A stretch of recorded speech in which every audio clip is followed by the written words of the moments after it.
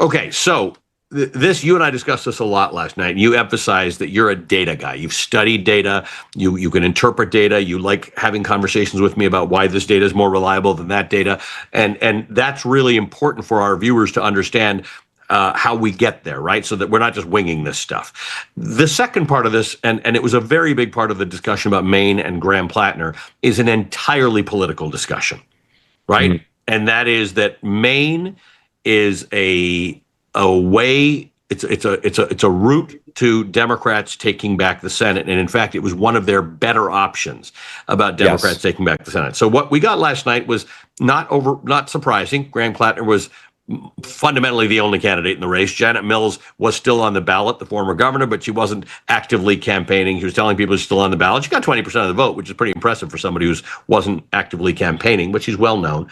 But fundamentally, Graham Plattner winning last night isn't a surprise. The two things that are in his favor are that he won by a hell of a margin. He did. So it gives him a bit of wind at his sails to go into the election.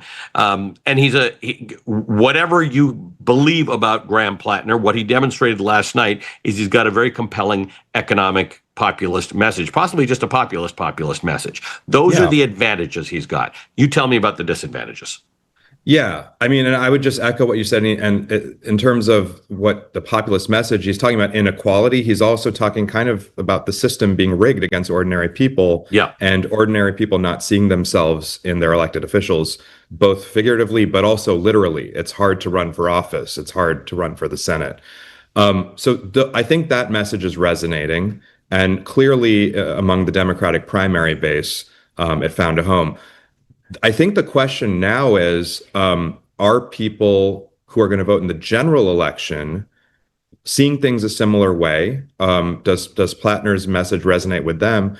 And also, how much does the personal baggage weigh him down with those sorts of voters? So let's keep in mind that the Democratic primary vote is instructive, but many, many more people will enter the electorate this fall, including lots of independents, lots of moderate voters. And those are the types of groups that Susan Collins historically has done very well with. We don't have any high quality nonpartisan polling conducted recently in this Maine race. I suspect some of that data will be dropping soon. But one of the groups I'm really interested in looking at, in addition to independents, are women. Women make up about 6 in 10 voters in Maine. Well, that's higher than the national average.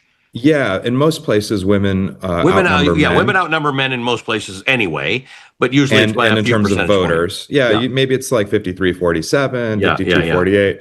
But in recent years, it's been higher than that in Maine. So they're obviously, pivotal. I'm painting with a broad brush. Like, but these are the elements you have to think about, right? Does what Graham Plattner has been accused of have a greater influence on women voters than not? That's right. And does it have the offset to that, as I was discussing with you last night, is Graham Plattner's support amongst progressives seem to be pretty strong. We have to look at something that akin to exit polls, which you don't have, but that seemed to have held. So does that offset the fact that he may lose votes among women? And again, last night was a primary. These are primary voters. They're partisan voters. How does that affect election voters in a state like Maine, where people take their voting very seriously? Yeah, and I should also start by saying that we have viewed Maine's Senate race this fall as a toss-up race, and we continue to view it that way. And what I said in our editorial meeting this morning was that, the Democratic primary voters who turned out yesterday, and even those who ranked Janet Mills, who suspended her campaign, ahead of Plattner, that's not so much who the Plattner campaign has to worry about now. Right. Obviously, you can't take voters for granted, but the bigger generally the Democrats will support the Democratic candidate. They'll rally behind their nominee. Some might stay home in the same way that we say in Texas. Some Republican voters, because of Paxton as their candidate, not going to vote for the other guy, but they might stay home. Yes, it's possible. Of course, some will, but it's honestly a drop in the bucket compared to the bigger problem of people crossing over to vote for the other side. The truth is, Democratic primary voters who turned out, they're high propensity voters, highly engaged voters, and partisan voters. The vast majority will back their party's nominee, and the same will happen on the Republican side. But there are people in the middle especially in a state like Maine. There are moderate voters. There are people who split their tickets. Can I show you one thing about what happened in 2020 with Susan Collins? This is one of the concerns for the Plattner campaign and what they need to work to overcome. So if we pull up the 2020 Maine exit poll, what you can see here is that in 2020, the presidential election year, Biden beat Trump by 23 points among Maine's women. I'm just looking at women here in the exit poll. So that was a shellacking.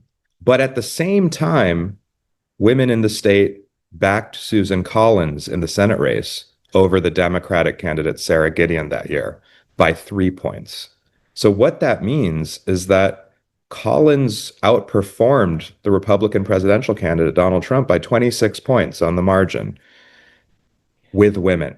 She also outperformed him across the state with all sorts of different groups. Collins ended up winning that election in 2020 by 9 points at the same time that Donald Trump lost the state by 9 points. So Collins has this history of outperforming the state's baseline partisanship. Maine's typically a blue state, but she has some cross-party appeal. Another thing I saw in that exit poll is that among people who disapproved of Donald Trump in 2020, which was the majority of Maine's voters, Collins won over 20% of them. I believe it was something like a quarter. This is the issue. That's a straight what you call a split ticket. People go in, they go out to vote, they get into that voting booth, and they vote for candidates of different parties. They voted for Biden at the top of the tickets and then Republican Susan Collins one line down. Exactly. But you also made another interesting point. I love geeking out on this stuff because this is the stuff that doesn't make it on TV on the night of. Whether you love Susan Collins' policies or not, she's a very senior member of the Senate. She enjoys positions of influence in the Senate, and being a swingish kind of voter in the Senate, not all that swingish, but she sort of plays up that she is, gives Mainers a remarkable amount of influence in the Senate that a state of that size probably wouldn't typically have. Yeah, I think she's got a pretty good brand in the state. She has a long history there. People like that they have their senior senator from Maine on important committees. It helps her that she doesn't back Trump 100% of the time. That again is reflecting that independent streak and some cross-party appeal. So these are some of the ingredients that have helped Collins overperform in recent years. I should also remind folks that in 2020, the pre-election polling had her losing. I mean, it wasn't by huge margins, but she was trailing the Democratic candidate Sarah Gideon in the polls. Polls aren't perfect, we know that. And in 2020, they had an issue. But just be aware, when you see polls this year, just know they're a snapshot in time. They can change, and there's a margin of error. You're a big killjoy when it comes to polls. You're like, that's the garbage poll. That's not very good. I was taken at the wrong time. So what we do have in the absence of polls is entirely anecdotal information that was gathered by our reporter Alex Tabbitt in Maine as voting was taking place yesterday. Let's listen to some of it. It didn't stop me from making the decision. It didn't. I'm not enthused by a lot of them.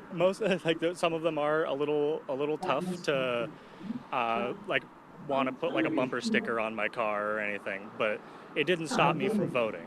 If someone is going to come in and do the right thing for the working people of Maine, I kind of have to let that be more important than some personal decisions people made when they were younger and in a bad place. I don't know what she said because we don't bleep anything on this thing, so she must have had like some crazy swear word there. But that is, and you and I were talking about this last night, right? There were a lot of people, there's a feeling, and Graham Plattner said it in his speech, that Susan Collins is 21 times or 22 times richer than when she got into Congress. Members of Congress make a lot of money being members of Congress, not from their salary, but they're able to trade stocks, and there are lots of issues about that.